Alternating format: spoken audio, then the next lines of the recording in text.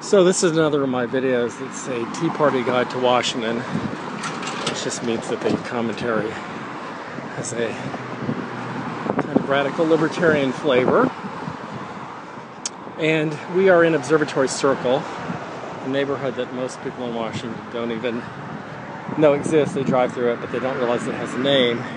It's just north of Massachusetts Avenue Heights, another neighborhood that most people in D.C. don't know the name of. Which is where Hillary Clinton lives, and that's just north of Kalorama, which is what most people think of as Embassy Row, and it is, although here we are on the north end of Embassy Row. I was actually going to attempt to show you National Cathedral, which is right ahead of us through the trees. These are various embassies along Massachusetts Avenue, and I can actually see National Cathedral, but you can't. If I could cross this death-defying street, or if I could defy death and cross this busy street, I might be able to get on a corner where you can see the cathedral. I could just get one or two of these blossoming spring trees out of the way. It's April 3rd, which is primary day in DC and Maryland, and I've made another couple of these tapes already, the southern end of Embassy Row, and there were actually some Ron Paul and various other signs for the election. Anyway, these are the private homes in Observatory Circle. Observatory Circle is a little less ruling class than Massachusetts Avenue Heights, and actually, frankly, I think it may be a little less ruling class than a lot of the neighborhoods around it. It's named, of course, actually it's called Observatory Triangle. And there I think you can finally see National Cathedral, which is under construction. It's being renovated because during our earthquake last year, a bunch of it cracked and fell off. If it weren't for the trees, you could tell that there's scaffolding on that highest part of the cathedral. Maybe I can get one less obstructed view. I don't know if you can tell there's scaffolding there or not, because there are also tree branches. Anyway, this is not really a video about, even though we'll have used 2 or 3 minutes of it up. It's not about Observatory Triangle, this neighborhood that I think is slightly cheaper and it's slightly less full of true ruling class types, because it's the intersection of 3 busy streets: Wisconsin Avenue, which becomes Rockville Pike farther out in Maryland, Massachusetts Avenue, which is what we're on, which is what quote-unquote Embassy Row is on. And I guess the third piece is just Calvert Street, which whips around the actual Naval Observatory, which is where the Vice President's house is. So if this tape lasts long enough, besides seeing some embassies, we'll see the Vice President's house and Naval Observatory and Winston Churchill's statue and a few embassies. We might even get down to the street that some of our other videos, Whitehaven, where Hillary's house is that she bought, her privately owned home. So this is the Embassy of the Republic of Iraq, which is kind of interesting. I didn't know it was all the way up here. I'm actually going to get right in there so you can see it between the bars. It's all protected by bars. I think this is an embassy too. I've been up here in the past year or two. I'm going to walk over to its plaque. Oh, it's a Buddhist center. Good. Less likely to shoot me for walking on their grass and trying to film them. This is clearly some kind of Northern European embassy, I think, but I don't know whose flag that is. I don't know if that's the Netherlands or Denmark or whom.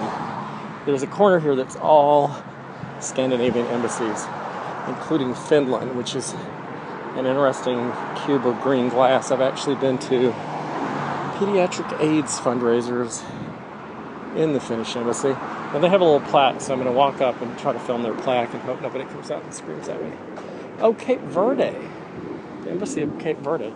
Cape Verde, I believe, is an island off the coast of Africa, or off the coast of Spain and Africa, but I could be wrong, because though I know some odd geographical facts most people don't, it's not really a field of study that I have devoted a huge amount of time to.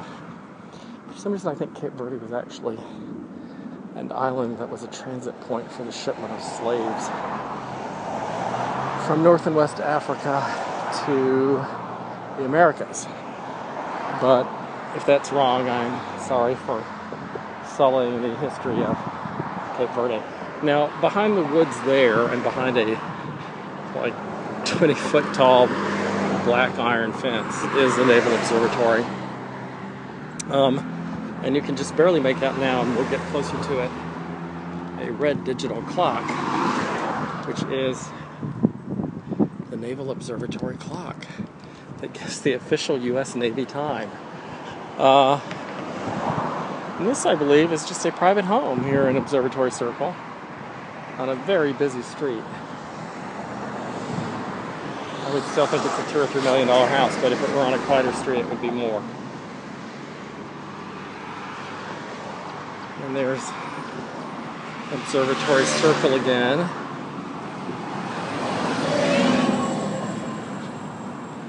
Here I believe is going to be the Scottish Embassy, though I'm not totally certain, but this woman is wearing a bonnet that I think of as Scottish. Well, this might be a Scandinavian country, because there are 3 Scandinavian countries in a row here, or all around here. Sweden's near here too, although I think it's on a side street. Princess Margaret, there's an M. Still, I don't know who this lady is. And I can't quite read the brass plaque from here, although it says office entrance. Oh, Crown Princess Martha of Norway. Sorry, I actually knew that flag. I should have known that. This is the Norwegian embassy, which makes sense, because Sweden is down the street around the corner. The green glass cube ahead of us is Finland. And I'm fairly certain this one in between is also the Scandinavian embassy. Here is a U.S. Naval Observatory entrance and the compound and their clock, and you see the anchors, and that's the actual observatory. It's got a dome. They actually have a telescope in there, but the Vice President's house is also in there.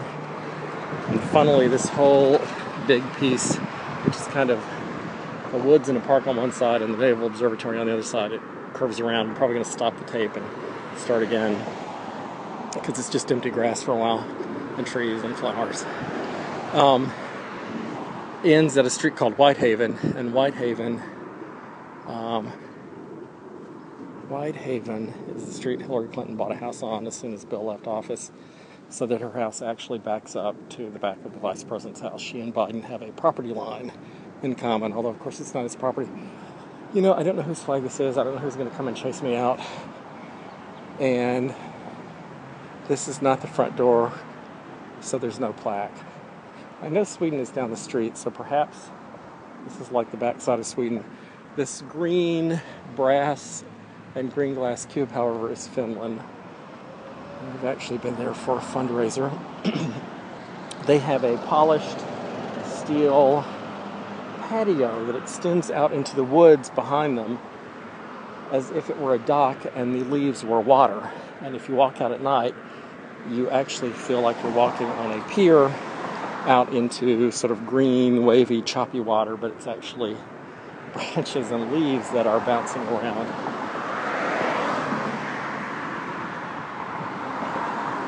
It's very modern.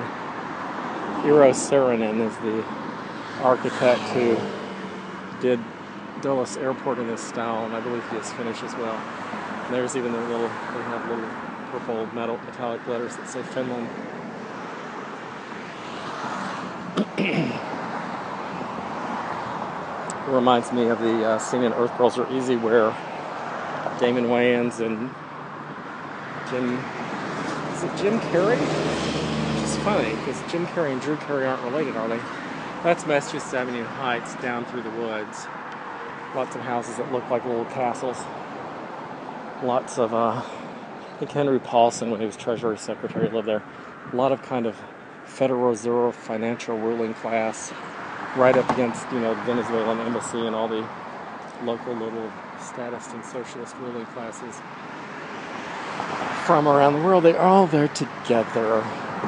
Their children kick a volleyball and ends up in the other ruling class predator's backyard.